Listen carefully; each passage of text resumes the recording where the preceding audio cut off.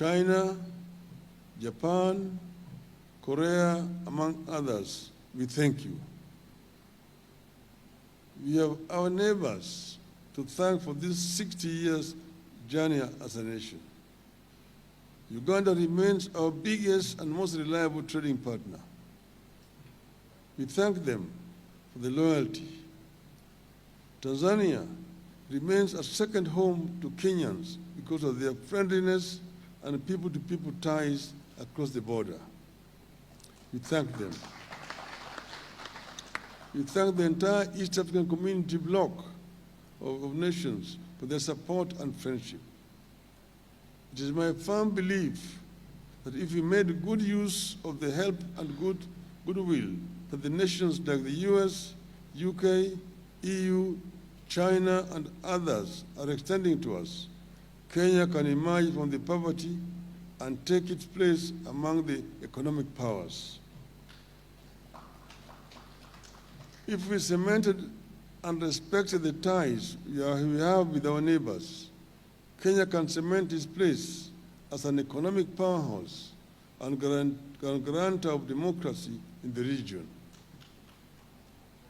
But something stands between us and the future, which we desire. Corruption is killing our future.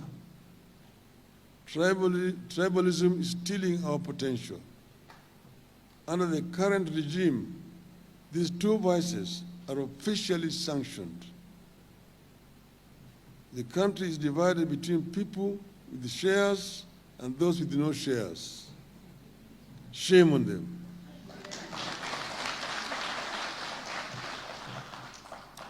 The corrupt are getting plum jobs and state protection, while those who try to stop corruption get arrested and arraigned on trumped-up charges. In the case of KCP, indications are that NEC as an institution will be sacrificed to protect the cartels. I therefore wish to call on our development partners to partner with us in calling out the ills of corruption and tribalism and that are crippling our country and making nonsense of the aid we obtain from abroad.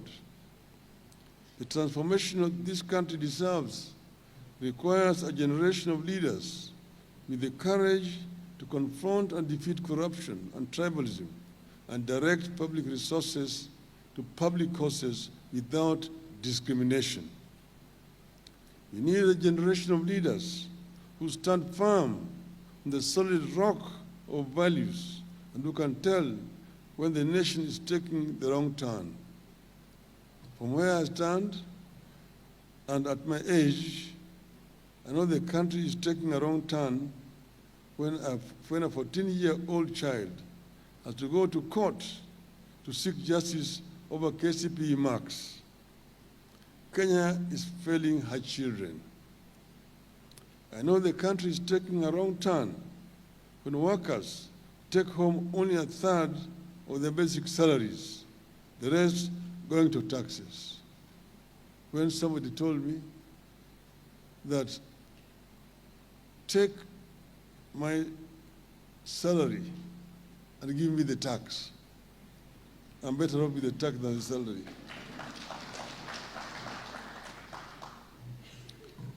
It is wrong when a person earning 50,000 shillings has to surrender 20.5% of that money to compulsory taxes.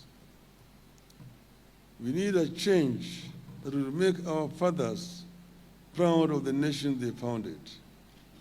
We need to return to the original vision of selfless leadership that will be a light unto other nations.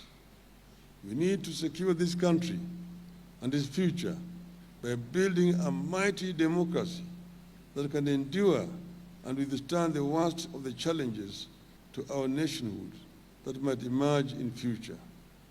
And I believe it is possible. It can be done. We can do it.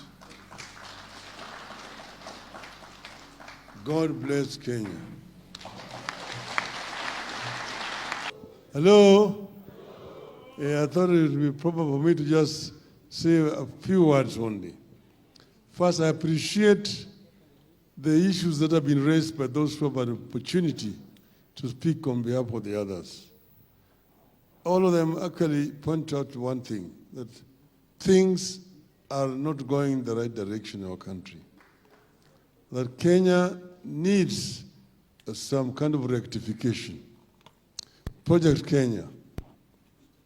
Somebody asked about the compensation for the Mau Maus. That is a subject for another day. But I want to say that, throughout the history of our country, there have always been two forces pulling in two opposite directions. There are the protests for change and development, the forces for retention of the status quo.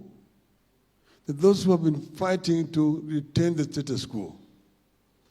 Even when people were fighting for independence, those whose intention was basically to remove the colonial system, remove Wazungus, and bring in an African regime, and use those powers which the colonialists were using to oppress the natives, use it themselves as Africans to lord it over fellow Africans. That's why when the Mzungu went, they said, Wazungu weusi wameingia. They came in, they transplanted the colonial system, and then themselves became the colonizers. They're using the very same system that the British were using to oppress the African people. They're using it to oppress the fellow African people. There are those who said they wanted to make independence meaningful. People were fighting against colonialism because colonial system was ruthless, was alien, was dictatorial. They wanted to replace it with a system that was more responsive to their needs, a system that will be more humane, a system that will enable them to realize their dreams. And that's why they are talking about the fundamental rights of the people of Kenya. The right to life, the right to food, the right to shelter, the right to health, the right to education. So the fundamental human rights of our people.